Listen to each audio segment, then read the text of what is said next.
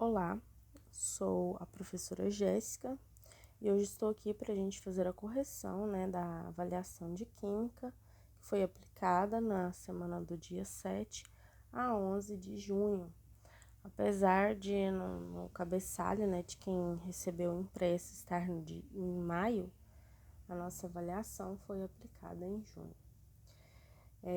O nosso conteúdo tratado na avaliação, ele buscou, revisar a nossa evolução do modelo atômico e também algumas propriedades e características da tabela periódica. Então, antes da gente começar a nossa correção da avaliação, eu vou fazer uma pequena introdução, retomando o que foram os modelos atômicos e sua importância. Eu trouxe um material que eu tenho em casa para mostrar para vocês um pouco sobre a evolução do modelo atômico. O modelo atômico, como temos hoje, que é o que? Uma representação do átomo que compõe tudo que é a matéria do nosso sistema. Não só do nosso planeta, mas também encontrado nas estrelas, na Lua, Então, em diversas situações da nossa galáxia, a gente tem a presença de átomos. Então, o que compõe um átomo e como foi a sua evolução? Primeiramente, Dalton, em 1803, ele achou que a matéria, através de experimentos, ele encontrou uma pequena partícula que até então ele caracterizou como indivisível. Então, ele pensava que era a menor partícula possível encontrada até a época. Lembra que a gente estava em 1803. Então, o nosso sistema de computação, de equipamento, era muito restrito. E aí ele deduziu, pelos seus experimentos, que essa era a menor partícula possível, que ela era indivisível, indestrutível, e colocou o nome de átomo. O que significa átomo? A vem de não e tomo parte. Ou seja, é uma parte não divisível, ou seja, a menor parte possível da matéria. Porém, com o passar dos anos e novos experimentos, quase 100 anos depois, Thomson propôs um novo modelo que foi aceito. Esse modelo não foi proposto apenas com achismos ou apenas com teorias. Ele foi proposto a partir de um experimento realizado em que ele pegou uma pequena partícula de ouro, uma pequena barrinha de ouro, e bombardeou ela com raios. Esses raios, alguns deles passaram, alguns deles voltaram, Eles falam ricocheteou, que é bateu nessa placa de ouro e voltou, e outros deles foram desviados.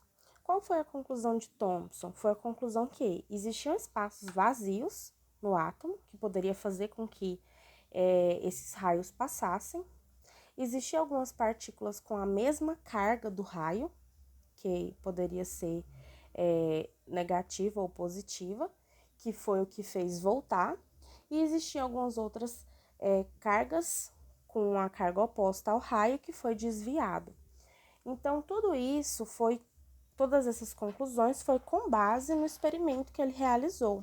E aí ele propôs um novo modelo, que foi chamada de pudim de passas, porque é como se fosse uma massa, que essa massa toda é positiva, e existiam pequenos pontos negativos que foram chamados de passas. Então, é como se fosse um panetone com gotas de chocolate, em que todo o panetone fosse positivo e as gotas de chocolate fossem as cargas negativas. Até então, esse modelo foi aceito por muitos anos, mas em 1911, Rutherford ele trouxe outro modelo, aperfeiçoou a partir do que Thomson propôs, e o modelo dele também foi um experimento similar ao feito por Thomson, muito mais preparado, especializado, e ele percebeu que, na verdade, não existia uma massa positiva, na verdade, existia um núcleo, que é essa bolinha aqui ao centro, e toda a parte positiva ficava presente só nessa bolinha. E a eletrosfera, que é uma região em torno desse núcleo, existia partes negativas. E ela foi chamada de sistema solar. Por quê? O sistema solar, a gente tem o Sol ao centro e os planetas ao redor, que ficam orbitando ao redor do Sol. E aí ele imaginou que seria dessa forma.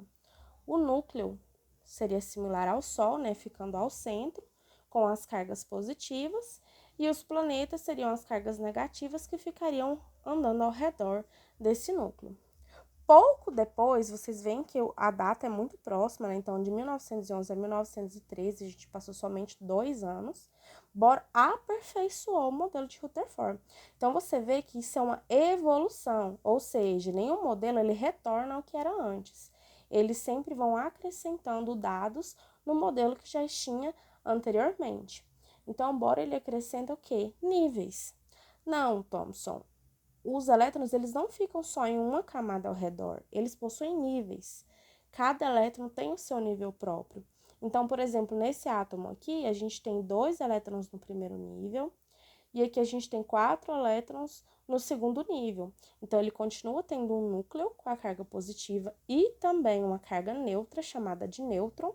Então, aqui a gente já sabe, lá em Bohr, a gente já sabe da existência do próton, que é a carga positiva, do nêutron, que é uma carga negativa, e dos elétrons, que são a carga... Falei errado, né, gente? Me desculpa. Então, repetindo. O próton, carga positiva, o nêutron, que tem a carga neutra, e o elétron com carga negativa. O elétron já é aquele que fica na eletrosfera. Então, o nome já vem disso, né? Eletrosfera vem do elétron, que tem a carga negativa. Então, a gente já vê que o sistema, até então, né, o modelo mais atual que a gente tinha era o de Bohr. E aí, em 1926, Stronger propôs, né, um modelo mais aperfeiçoado. Apesar da gente não estudar ele atualmente, ele é um modelo que, apesar do desenho estar muito diferente, ele é muito similar ao de Bohr, porém ele propõe também o quê? Que esses elétrons, além deles estarem em níveis, eles podem trocar de camada. Ah, mas com base em que ele propôs isso? Você já viu fogos de artifício? Quando eles explodem, muitos deles têm cores diferentes. Essas cores, elas são resultado de um elétron mudando de camada, mudando de nível. Então, por exemplo, esse elétron aqui, se ele receber uma grande quantidade de calor, esse elétron ele vai começar a ficar agitado, porque ele está recebendo grande quantidade de calor, e ele vai voltar de nível, né? Vai mudar de nível, vai subir de nível. E aí, quando ele retorna para o nível dele, né? Porque ele liberou esse calor, ele libera ele na forma de luz, que é o que a gente vê colorido. Então, cada átomo, né? Cada elemento químico, ele vai emitir uma coloração diferente. Vai depender do elemento químico, porque vai depender da quantidade de elétrons que ele tem.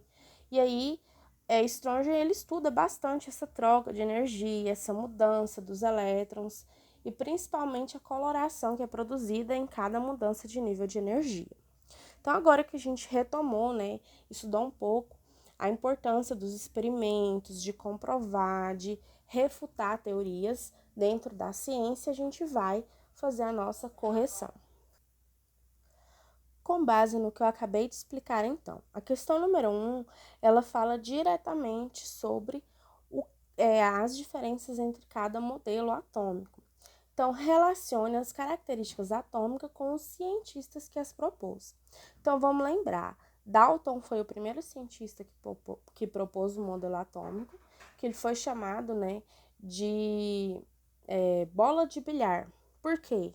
Porque ele era esférico, totalmente impenetrável, indestrutível. Então, nesse caso, Dalton propôs a bola de bilhar. Vou colocar aqui, número 1. Em seguida, Thomson. Thomson foi quem propôs o pudim de passas, que era uma massa toda positiva com alguns pontos negativos. Então, aqui, número 2. E por fim, né, dos 3 que a gente está retomando nessa questão, Rutherford, que criou um sistema, né, um modelo para o átomo semelhante ao sistema solar. Então, ele acreditava que o núcleo tinha as cargas negativas, ou o núcleo tinha as cargas positivas e ao redor dele as cargas negativas, assim como no sistema solar. Questão número 2. O átomo de Rutherford, em 1911, foi comparado ao sistema planetário, como a gente acabou de ver. O núcleo atômico representa o Sol e a eletrosfera os planetas.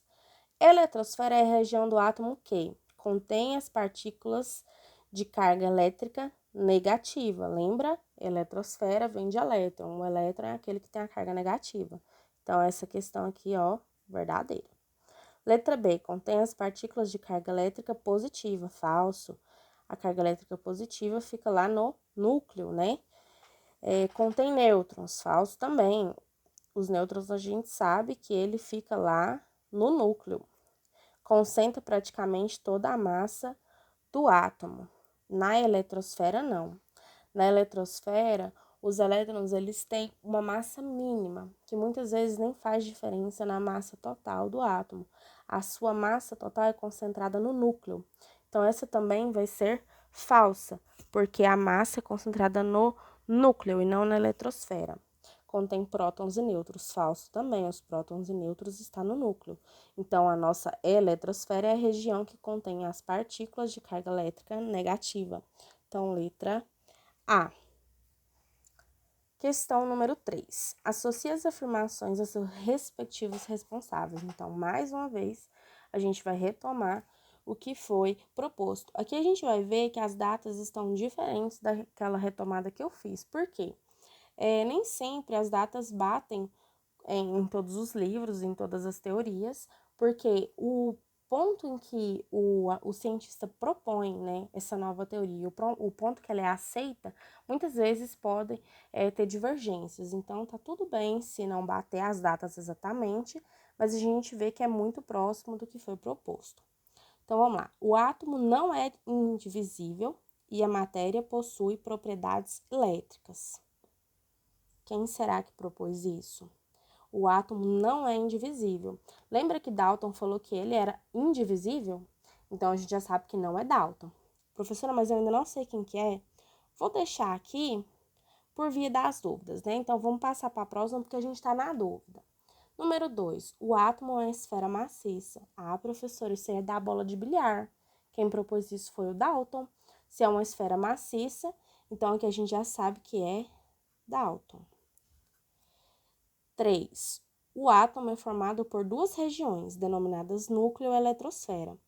Ah, mas quem fez isso aí foi do sistema solar. Quem que é o do sistema solar? É o Rutherford. Então, o Rutherford é a número 3. Quem que sobrou para ser a 1? É o Thomson. Rutherford. Então, a número 1 é o Thomson. Então, no caso aqui, 1, Thomson, 2, Dalton e 3, Rutherford. Letra B, ok? A questão número 4, ela já vai tratar um pouco sobre a tabela periódica. Então, antes da gente falar sobre a tabela periódica, eu trouxe aqui um exemplo que você pode adquirir em qualquer papelaria. Ela não tem alto custo. Além dela, vem uma maior com outros dados da química que muitas vezes vão te auxiliar nos seus estudos. Então, quem tiver condições de adquirir, é uma ótima oportunidade de ter um material para poder revisar. Então, vamos lá. Na tabela periódica, nós temos famílias, né, ou grupos, depende da tabela.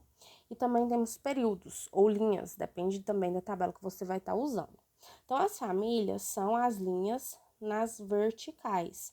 Ela vai do número 1 ao número 18. Então, a gente tem 18 famílias ou 18 grupos. E aí, os principais que são mais utilizados são esses elementos aqui, que são os representativos. E esses aqui são os elementos de transição.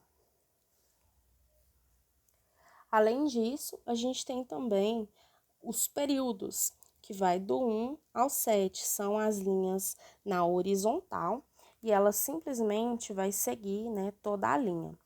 Essas linhas na horizontal, elas vão indicar o número de camadas que esse elemento químico vai ter. Então, lembra quando a gente viu lá no modelo de Bohr, né, que além do sistema solar, a gente tem as camadas. Cada camada tem uma quantidade exata de elementos químicos? Pois é. Os períodos, eles indicam esse número de camadas. Então, quem está no primeiro período, ele possui apenas uma camada. Então, o hidrogênio, por exemplo, ele só tem um núcleo e uma camada. Já os da linha 2, né, do período 2, eles têm um núcleo e duas camadas. E aí, sucessivamente. Então, o máximo de camadas que a gente tem e que foi observado até agora são 7. As famílias, elas normalmente, né, da família 1, o grupo 1, 2, 13, 14, 15, 16, 17 e 18, eles vão indicar mais claramente a quantidade de elétrons que você vai ter na última camada. Então, por exemplo, quem está no grupo 1 só tem um elétron na última camada. Quem está no grupo 2 só tem 2 elétrons. O grupo 13, você vai usar só esse último número aqui, ó, que às vezes ele é chamado de 3A. Por quê? Ele vai ter 3 elétrons na sua última camada. 14, 4 elétrons, 15, 5, 16, 6, 17, 7 e 18, 8. Esses elementos aqui do centro, eles são mais instáveis, eles possuem características mais próprias, então eles não necessariamente vão obedecer, né, o número do seu grupo.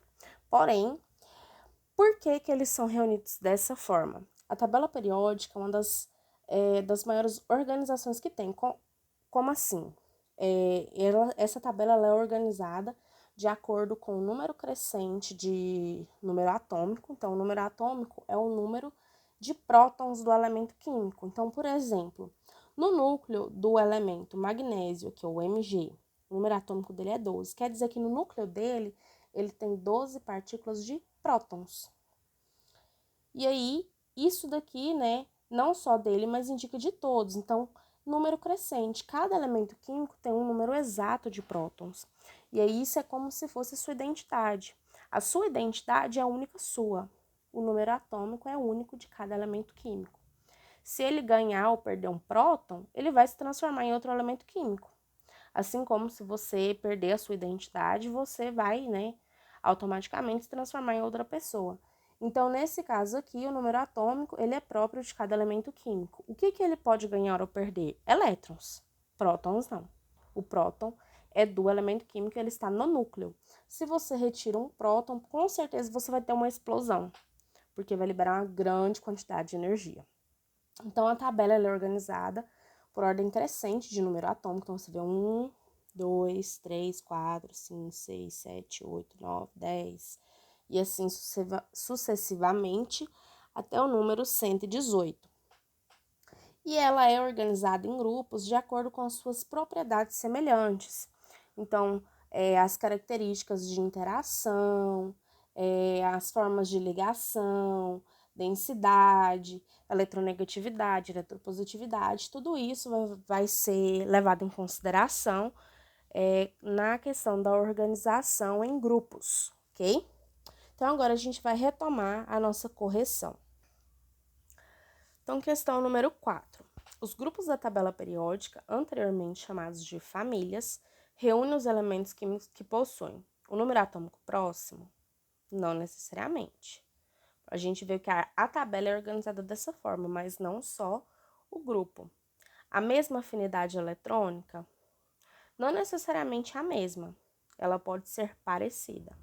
Mas a gente quer saber em relação a ao todo grupo. O que vai reunir todos os elementos químicos de um mesmo grupo? Propriedades semelhantes? Verdadeiro. Lembra que eu falei que são várias as propriedades de um mesmo grupo? A mesma distribuição eletrônica? Não necessariamente. Quando eu falo distribuição eletrônica, é a forma que você vai dividir os átomos, né? Os átomos não, os elétrons em camadas, né? De cada átomo. Então, cada elemento químico possui uma quantidade específica de elétrons. Então, eles não vão ter a mesma distribuição eletrônica. Consequentemente, nem a mesma massa. Lembra que eu falei que a massa, normalmente, ela é reunida no núcleo? Quem que está no núcleo? Prótons. Cada elemento químico tem a mesma quantidade, não tem a mesma quantidade de prótons, tem a sua própria quantidade de prótons. Então, se são diferentes a quantidade de próton, consequentemente, a massa também vai ser diferente, por isso que o mesmo grupo não tem a mesma massa. Então, no caso da questão 4, será a letra C. Questão 5. Como os elementos são listados sequencialmente na tabela? Lembra o que eu falei que caracteriza a sua sequência? É o número atômico, ou seja, né, a quantidade de prótons. Então, aqui a gente vai direto marcar a letra C.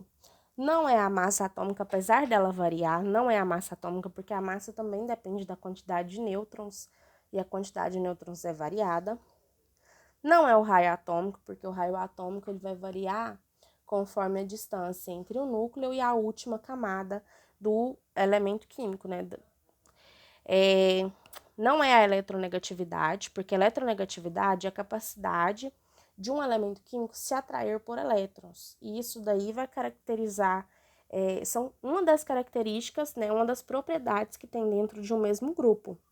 Mas a tabela não é organizada com base nisso. E eletropositividade é a capacidade de um elemento químico, né, em ceder um elétron. Então, também não é assim que a gente organiza a tabela, é por ordem crescente de número atômico. Por fim, a última questão, questão 6. Um átomo cujo número atômico é 18 está classificado na tabela periódica como? Primeira coisa que você tem que ter, uma tabela periódica em mãos. Segundo, localizar esse elemento químico. Então, se o número atômico é 18, eu sei que ele está aqui em cima, eu vou procurar ele. Ó, achei. É o argônio. Todos os elementos químicos presentes nesse último grupo ou família, essa família é chamada de gases nobres. Por quê? São os elementos químicos mais estáveis da tabela periódica. Quer dizer o quê? Eles quase não reagem com outros elementos químicos, eles quase não fazem ligação. E eles normalmente são mais propícios a ter uma estabilidade. Então, são todos esses últimos aqui chamados de gases nobres. Então, nesse caso, o argônio da família, que está, né, o número atômico 18 da família ou grupo 18 também, é chamado de gás nobre, letra E. Então, é isso a nossa correção. Para você que acompanhou até o final, eu vou te ofertar um bônus. Passe toda essa correção para o seu caderno, me envie uma foto e isso vai lhe atribuir uma nota extra na sua avaliação, tá bem? Então é isso, obrigado por ter acompanhado até aqui, deixe seu like no nosso vídeo e até a próxima.